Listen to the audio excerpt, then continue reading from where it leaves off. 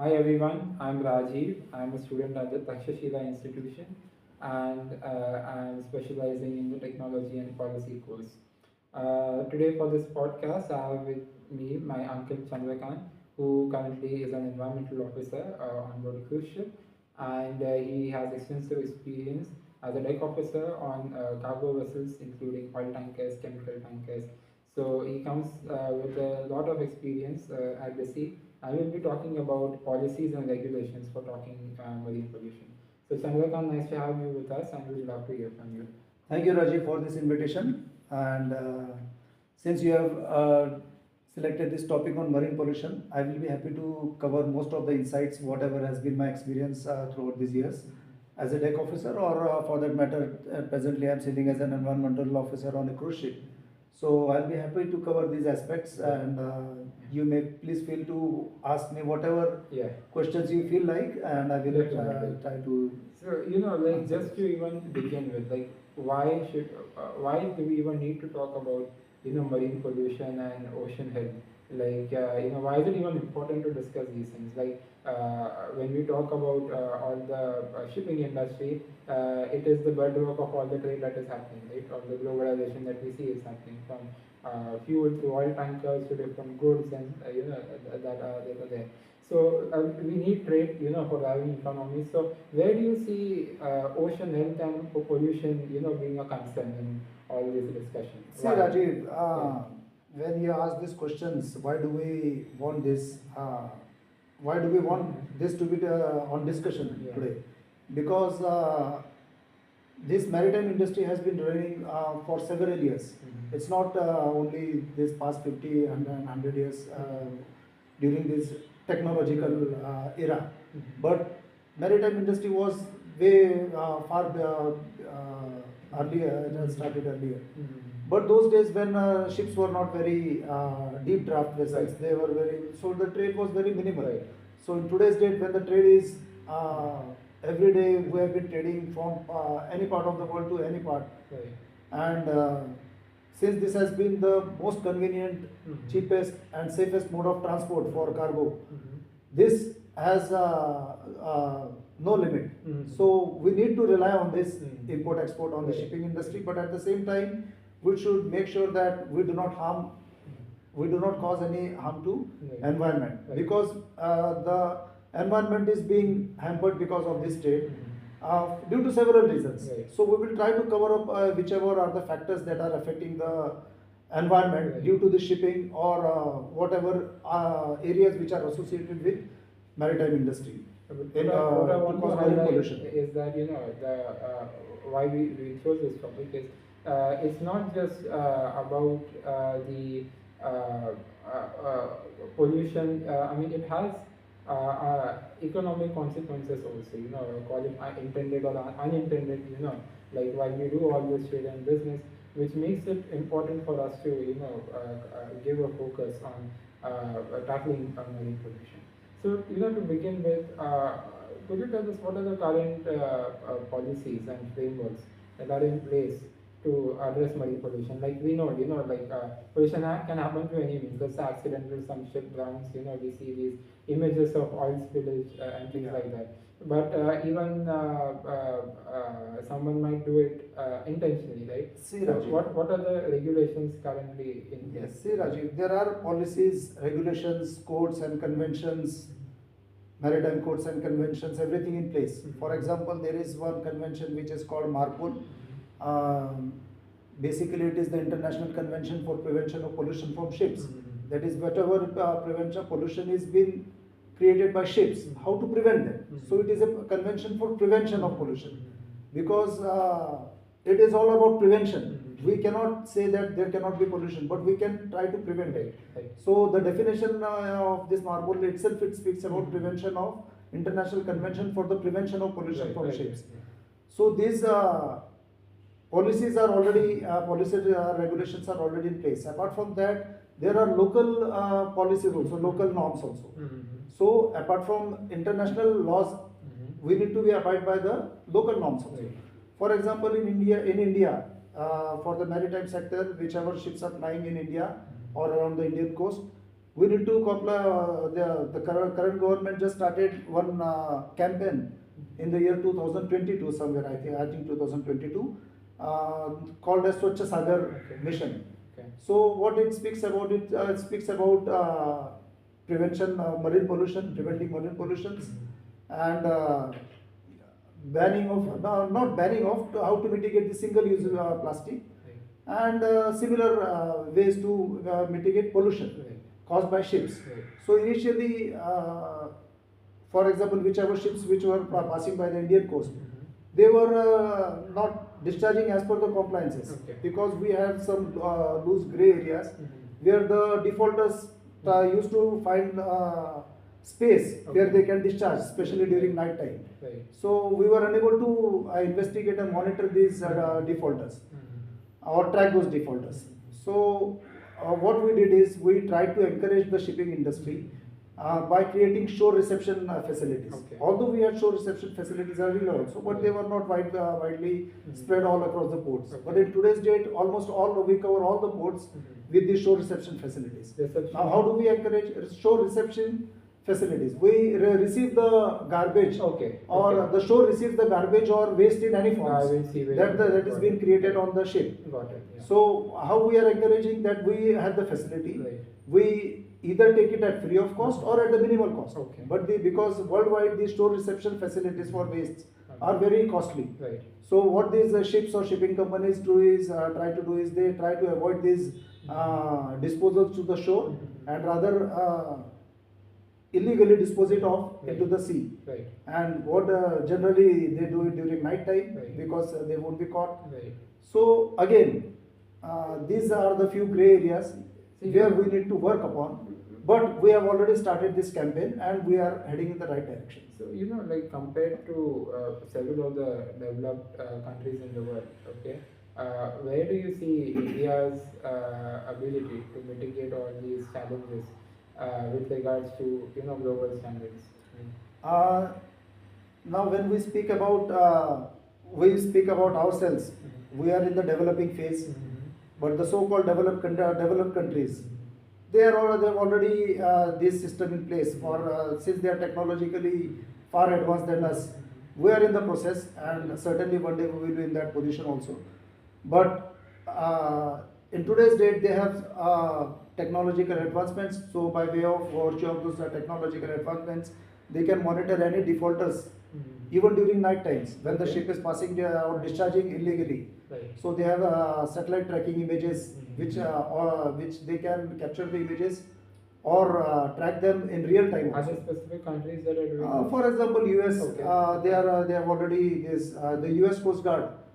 They have those drones and aircrafts, Okay. surveillance aircrafts, which can track these Okay. or track and find and monitor these vessels which are doing defaulting this, which are doing these violations. Okay. Okay. So we need to have this technological advancement. In the future, we will also have. So this is really important, like technology being an enabler for better monitoring, Better and thus leading to better compliance. But even beyond technology, what role do you see the immediate community having, in ensuring that there is a better compliance? Let's say the fishermen community, who are the first ones to be impacted by any aspects of marine pollution, right? Yes. How do you think even they can be engaged with other government agencies to maybe ensure better compliance and mitigate the risks of marine pollution? See, Rajiv, we have, unlike this US Coast Guard, we do have our agencies like Indian Coast Guard. That too is working at par like the other agencies. But we need to, I would say, some coordination can be increased on this part. Okay. Between the state agencies, not the state agencies, the government agencies and parties like this Indian Coast Guard, so that the defaulters can be caught in time, they can be monitored and tracked and come to a certain conclusion at the earliest. Because what happens is when these defaulters are being caught, it becomes a lengthy procedure as to which agency will take the follow-up. Right. We are in that process. By means of better legislation. By means of better coordination legislation. and yes, legislations, laws. The laws should be such that they should be actually be able to be implemented. What I was asking you is, the role of these communities. Yes, when you speak about the communities, I would say that these local communities, especially the fishermen community, they can also be engaged in this process. Especially what now when we say about engagement of the fishermen community, what part they can, what role they can play in this. They can, all they can do is do the reporting. Reporting is, now reporting can be official as well as unofficial. Now when we speak about official reporting, there need to be some system through which we can make the reporting. Now these ships, for example, now the Takshashila mission, it speaks about reporting also. Whenever the vessels are approaching the Indian waters or passing the Indian waters, they need to report to the Indian agencies that they are passing and whatever are the discharge parameters. Okay. So what this how can we include this fisherman community into reporting? They can at least, if they pass any, if they observe any violations being made by an emergency, they can do reporting when they come back to the pier. Right. Even if they are not able to do it in real time, but later on for real time, maybe technology. Yes, we can make use of these technological advancements. Yeah, everyone uses smartphones. Yes, through phones. Yeah. So, and what role, I mean, since you brought in this aspect of technology, what role, do you see, like what are the improvements, that can be done in the existing form? Like, okay, you talked about monitoring, okay, you talked about better compliance, waste processing facilities at the shore, but is there anything else that you think that can be improved? Yes. See, I mean, there are other conventions also, which I would like to connect with this topic, like ballast water management. Okay. So, for example, there is one ship which is berthed in Mumbai, and she is unloading. So, if she is unloading, it will be, obviously it will be empty. So, to counter it with the stability prospects, it has to take in water, which is, I am explaining in a layman's language so that everyone of our audience will try to understand. So because if I go too much of ballasting and deballasting, it will become too much complicated. So when we take in water, in a very simple language, it is called ballasting. When we discharge that water, it is called deballasting. So if a ship is going from Mumbai to, for example, it is going to Durban, South Africa. So when we take in the water, we actually pump in the sea water wherever the ship is berthed. So when we are pumping in the water, it's in tons of tons. Okay. That water is in tons. So all the bacteria, microorganisms, they when the ship is going to other port, it will discharge that water. Right. So that microorganism, they will act as invasive species in that water. Right. And with this invasive species, the ecosystem is unbalanced. Right. And so we have process like, whenever we are ballasting, deballasting, there is a ballast water management system which came into force in 2017. Okay. All the international ships are flying in international waters, they have to abide by this ballast water management system. It was in process, but since 2017, all the ships international, all the ships flying in international waters. How do they ensure that the water is sterilized? We have to do the ballast water reporting. Okay. So especially again, when we go to US waters, we have some reporting system in like NBIC reporting is done in US waters. So the Swachh Bharat also, here also we have to do the ballast water reporting in India, which we have started, which was not existing before. So these are a few measures which we have started and started working upon, because we make sure that the vessels passing through our waters, they are complying with all the environmental required norms and laws. This is a very interesting case, because it's not just water is going from one place to another place, but actually bioactive material is being displaced. Yes, and they act as invasive species. It's not invasive, or maybe causing an imbalance. And it does have implications to the ecosystem over there, and definitely all the other economies that are dependent on that ecosystem. Right? So, let me maybe shift gears, since you opened this up. like just taking that example forward, let's say shrimps, for example, shrimps and crabs who are like feeders, right? Who feed on basically filter of the water. You came to the right point. And Yes, please go ahead. like we know, like how there is this bioamplification of toxins and heavy metals that happens once it goes up the food chain, and it ultimately enters the Right, Rajiv. human Now, health. as you So said, just yeah, a second. please. So, what do you think? Like what could be mechanisms to make people aware? About all these unintended consequences also of marine pollution and the very real economic cost of these. Yeah. Now, these are the consequences. What I was speaking about the ballast water, whatever points you highlighted, these are the consequences of these invasive species which were being carried out through ballast water worldwide. Imagine there are thousands of ships flying all over the worldwide, and tons of water is being transferred from one place to another. So these invasive species are being transferred from exchange from one place to another. So in today's date also, if you find especially the shallow water fishes, you will find the mercury content in that fishes. They are high in content, mercury and heavy metals. You'll find that in those shallow water fishes, because it is all because of this harm which is being caused by pollution. Most of the fishes are extinct also in nowadays, in today's date, because of these imbalances. And I believe at this point it's not just about pollution caused by vessels, but also pollution that comes from industries on the land. The water being discharged, Yes. that's also.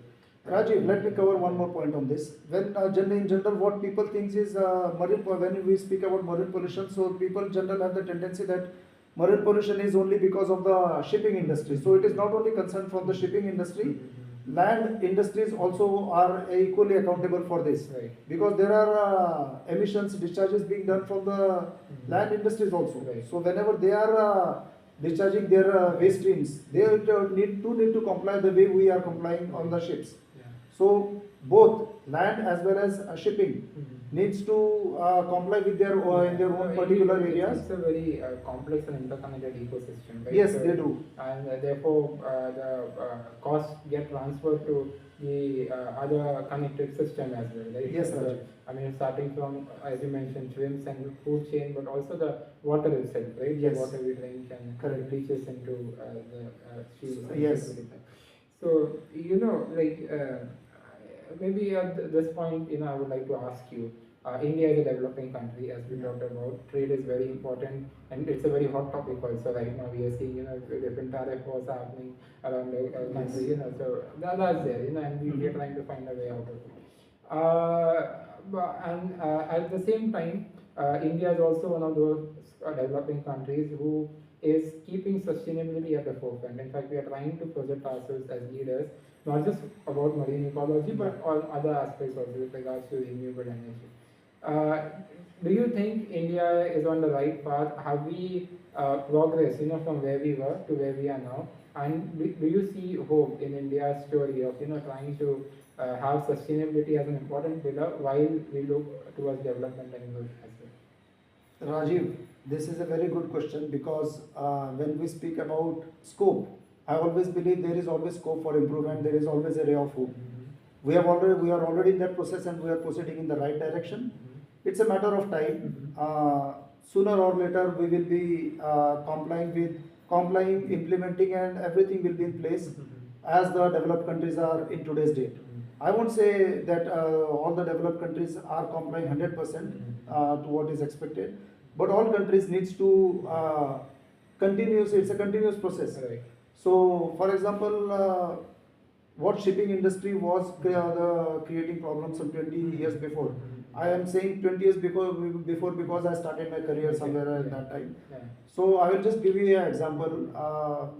When I was the junior most person on board that ship, the chief officer asked me to throw plastic, the dunnage, into the sea. What's the size of this? It was sheets of plastic which we generally use for as wrappers for packing of cargoes. So it is called dunnage. Okay. So he asked me to throw because he did not want it to land it ashore. But although I was junior most, I knew that plastics are not allowed. Right. We knew theoretically that plastics are not allowed to throw into the sea. Right. But that was the practice that we people used to throw at sea because they did not want it to land it ashore for economical cost reasons or whatever, Right. to avoid those procedures. So I actually denied to throw that plastic. That was just a small incident. It was nothing personal against anyone. But I was passionate and very sensitive towards environment from my beginning days. So So yeah, do maybe you see the sensitivity in the training of the new yes. generation of So what I seafarers? observe in these 2 decades is that there has been a lot of changes, good understanding because of trainings, awareness amongst people. Mhm. Now the way you are conducting this podcast, it is what is it speaking about? It is just an awareness we are trying to create amongst our audience and throughout worldwide, I would say. Right. So a small start, Mhm. there is always a beginning. Right. We can say it may not be a beginning, but it's a small start on our end. Right. But it will reach to some people, especially the young generation, Right. and they will think about that. The thought process should start Right. in that And direction. definitely, like through such. So in today's date, if you ask any seafarer, at least a general seafarer, the junior most person on board the ship, he understands plastics in any form. I am speaking about plastic because plastic is a big menace. Right. And there are other waste streams also, which are pollution creators, like black water, grey water. For example, black water is water coming from urinals and grey water from showers. On board, these are generic shipping terms. So all these waste streams which are to be either discharged or disposed off to the shore, it should be done in compliance.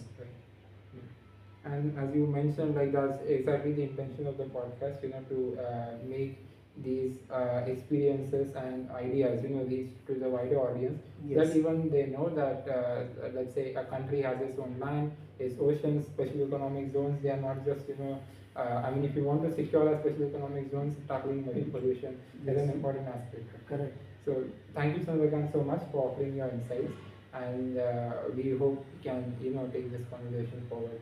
Thank you, Rajiv, for this invitation. Although this was a short conversation, but I tried to be precise in my communication, and most probably next time we will cover up more on these other topics. Sure. Looking forward to it. Thank you very much, Rajiv.